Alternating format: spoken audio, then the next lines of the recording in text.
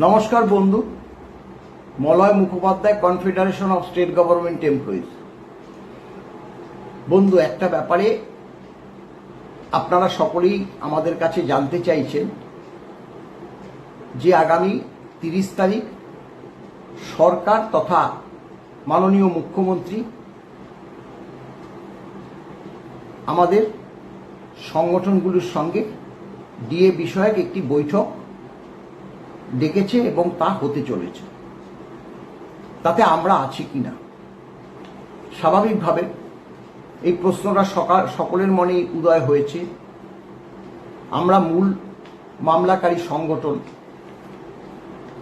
আমরা না জানলে এই যে মিটিংটা বা সভাটা হবে সেটা হতেই পারে না, সেটাও সাধারণের মনে বা কর্মচারী সমাজের মনে উদয় হয়েছে। এখন ঘটনাটা হলো, হ্যাঁ আমরা জানি, কিন্তু সেটা নিয়ে এতটা উচ্ছ্বাস আমরা প্রকাশ করিনি এখনো পর্যন্ত। যেটা ঘটনাটা হচ্ছে, গত 20 তারিখ নবান্নের ফিনান্স দপ্তরে থেকে একজন অফিসিয়াল আমাকে ফোন করেছিলেন। তিনি আমার নামটাও জানেন। তিনি আমাকে বললেন, মলয়বাবু, আপনার তো মেল নাম্বারটা আছেই, আপনাদের সংগঠনের নাম, আপনার ফোন নাম্বার, এগুলো যদি একটু পাঠান, কারণ 30 তারিখে মাননীয় মুখ্যমন্ত্রী আপনাদের সঙ্গে ডিএ ব্যাপারে একটা মিটিং এ উপস্থিত থাকবেন। মেল নাম্বারটা জানার কারণ,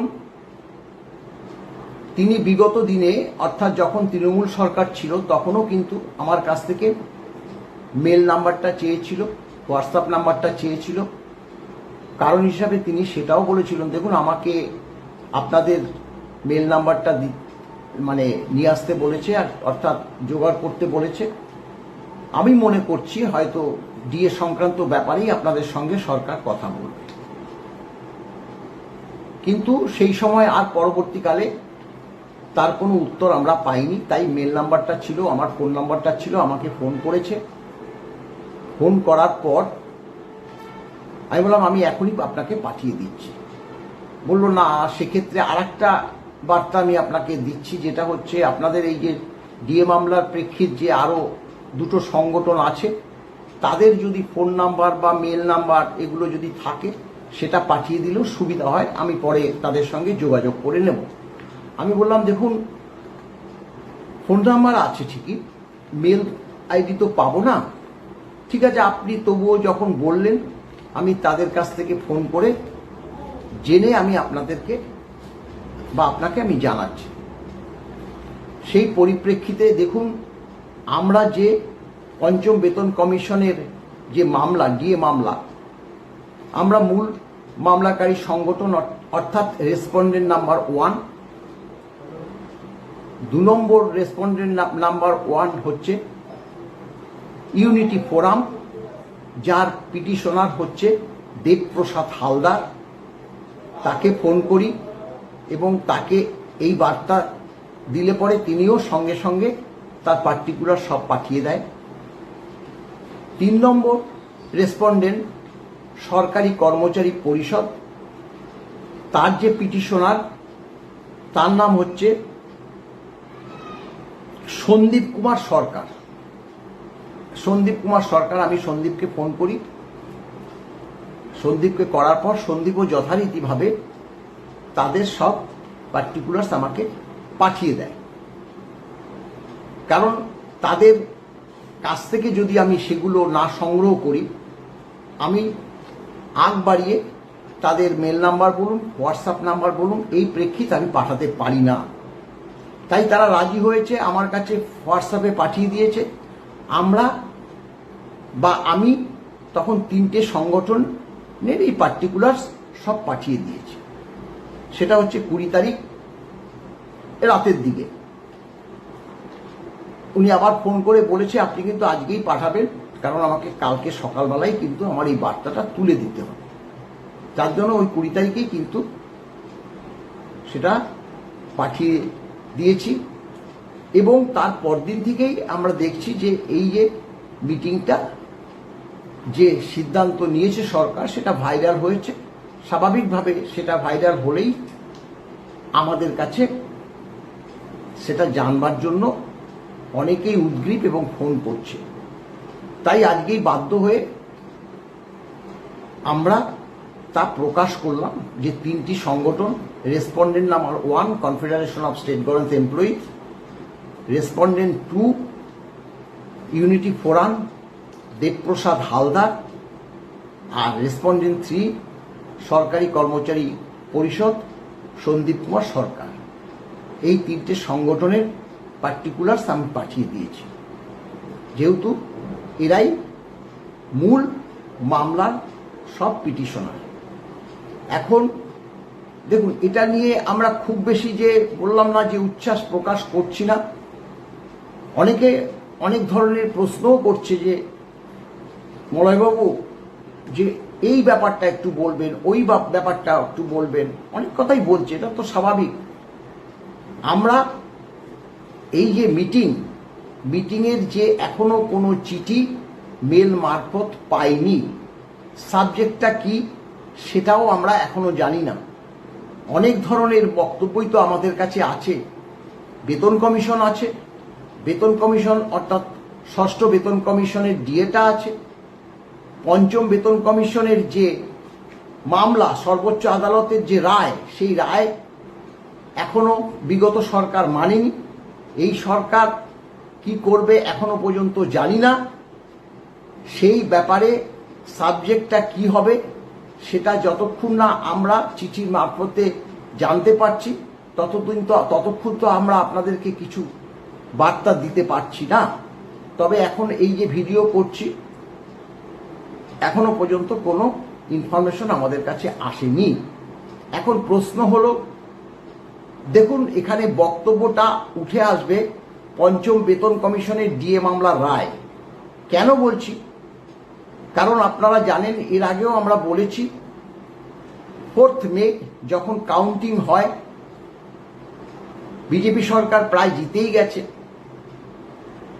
তখন সেই সময় সর্বোচ্চ আদালতে সরকারের যে advocate on record Kunal Mimani, তিনি রেজিস্ট্রার অফ কোর্টের কাছে, কারণ 6 তারিখে মামলাটা ছিল, সেখানে প্রে করে যে ডিএ মামলাটা যাতে 3 সপ্তাহ পিছিয়ে দেওয়া হয়।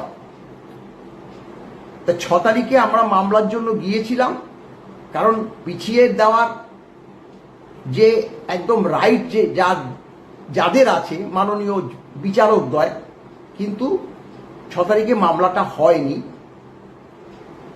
সেমতা অবস্থায় মামলাটা আছে, যেহেতু 3 সপ্তাহ পিছিয়ে দেওয়ার কথা বলেছে, রেজিস্ট্রার অফ কোর্ট হয়তো সেই 3 সপ্তাহটা দেখে নিতে চাইছে। আর এই 3 সপ্তাহের মধ্যে 6 তারিখের পরে 3 সপ্তাহ যদি হয়, 3 × 7 = 21, অর্থাৎ 27-28 তারিখ ডেটটা শেষ হচ্ছে 3 সপ্তাহ।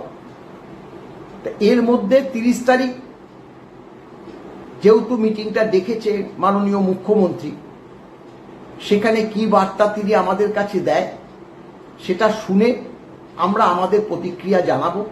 আমরা কি জানাবো দেখুন, সেটা তো একদম এখনই আপনাদের কাছে তুলে দিতে পারবো না, কারণ আমাদেরও তো সংগঠনমুখী একটা মিটিং করে সিদ্ধান্ত নিয়ে সরকার কি বলতে পারে, আমরা তার প্রত্যুত্তরে কি বলবো না বলবো সেই ব্যাপারটা আলোচ্য সূচিতে আছে। সেটা আমরা ওই দিন যা বলবো বা যদি আগে থেকে ঠিক হয়ে যায়, নিশ্চয়ই আপনাদের কাছে তা তুলে ধরব। তবে একটা কথা তো ঠিক, যে দেখুন গত 19 তারিখ 9 তারিখে শপথ নেওয়ার পর 19 তারিখে যে কালার সার্কুলার, বাক স্বাধীনতা যে হরণ করার যে সার্কুলার বর্তমান সরকার প্রকাশ করেছে, চিফ সেক্রেটারি প্রকাশ করেছে, আপনারা জানেন এই সার্কুলার কিন্তু বিগত দিনেও ছিল, বাম আমলেও ছিল। বাম আমলে আমরা বহু আন্দোলন করেছি, সেই আন্দোলনের বহর দেখে মাননীয় মুখ্যমন্ত্রী, আমরা বোধ করি রাইটার্স থেকে নবান্নে পালিয়ে গিয়েছিল। আমাদের 10 বছরের অধিক সময় ধরে ডিএ মামলা করেছি। ডিএ মামলা যখন মানে ডিএ মামলা নিয়ে যে আমাদের আন্দোলন, আইনি আন্দোলন, তাতে বিরোধীরা কিন্তু উৎসাহিত বোধ করেছে। বর্তমান যে সরকার, মাননীয় মুখ্যমন্ত্রী, তিনিও এই ডিএ মামলার প্রেক্ষিত বিষয়টা পুঙ্খানুপুঙ্খ জানে এবং তিনিও ডিএ মামলা যাতে জয় আসে তার জন্য অ্যাডভোকেট পর্যন্ত দিয়েছিলেন। আমরা তখন তো সোশ্যাল মিডিয়াতে সবসময় প্রচার করতাম, মানে এই সরকারের বিরুদ্ধে প্রচার করতাম, প্রিন্ট মিডিয়াতে করতাম, ইলেকট্রনিক্স মিডিয়াতে করতাম। আজ হঠাৎ করে 9 তারিখে শপথ নেওয়ার পরে 19 তারিখে এই কালা সার্কুলার প্রকাশ করলো কেন? আমাদের তো মনের মধ্যে এখন সন্দেহ হচ্ছে যে প্রতিশ্রুতি দিয়ে এই সরকার কর্মচারীদের ক্ষমতায় এসছে, সেই প্রতিশ্রুতি কি রক্ষা করবে না? আর প্রতিশ্রুতি যদি রক্ষা না করে, স্বাভাবিকভাবে আমরা তো সরব হবই। সে সার্কুলার বার করুক আর যাই বার করুক না কেন, আমরা এটা মানব না। Confederation of state government employees মানবে না, সেটা আমরা বলে দিচ্ছি। তাতে যদি আমাদের জেল যেতে হয়, আমাদের সদস্যদের যে জেল যেতে হয়, যাবে। কারণ তারা ক্ষমতায় এসে কালা সার্কুলার জারি করছে, কিন্তু তাদের ক্ষমতায় এসে যে প্রথম যে কাজটা করা উচিত ছিল, বিগত সরকার ফেব্রুয়ারির 5 তারিখে বাজেট পেশের দিন বিধানসভায় দাঁড়িয়ে 4% ডিএ ঘোষণা করেছিল এপ্রিল মাস থেকে দেওয়া হবে বলে। সেটা কি সরকার, বর্তমান সরকার জানে না? সরকার তো কন্টিনিউয়াস প্রসেস। তারা 4 তারিখ মানে 4% ডিএ দেয়নি, তাহলে সেই ডিএটা দিতে হবে। আমরা তো বলেছিলাম যে 4%-এর সঙ্গে আরো 4% কি 6% দিয়ে এই সরকার কর্মচারীদের ডিএটা যে বকেয়া রয়েছে 42%, সেটা অনেকটা মেক আপ হবে। সেটাই তো করা উচিত ছিল। 42% ডিএ না দিয়ে বেতন কমিশন হবে না, সেটা কি সরকার জানে না? 42% না দিয়ে যদি বেতন কমিশন না হয়, সেটা যদি জানে, তাহলে বেতন কমিশনের সুপারিশটা শুধু করে রাখলো কেন? 45 দিনের মধ্যে বেতন কমিশন লাগু হবে, এই কথাটা বলেছিল জলের মতো পরিষ্কার। মুখ্যমন্ত্রী শুধু বলেনি, দেশের মাননীয় প্রধানমন্ত্রী বলেছে, দেশের মাননীয় স্বরাষ্ট্রমন্ত্রী বলেছে লাগু হোগা, 45 दिन में বেতন কমিশন লাগু হোগা, লাগু হোগা। আর এই যে বেতন কমিশনের সুপারিশ করা হলো, এটার মধ্যে তো বহু পার্থক্য। এটা তো শুনতে হবে, সোশ্যাল মিডিয়াতে শুনতে হবে, প্রিন্ট মিডিয়াতে শুনতে হবে, ইলেকট্রনিক্স মিডিয়াতে শুনতে হবে। কন্টিনিউয়াস ভাবে তো আমরা প্রচার করব। দেখি নয়া সরকার কি করে, আমরা করে যাব। তাই 30 তারিখে যে সভা ডেকেছে, এখনো পর্যন্ত চিঠি পাইনি। চিঠি পেলে তো অবশ্যই যাব।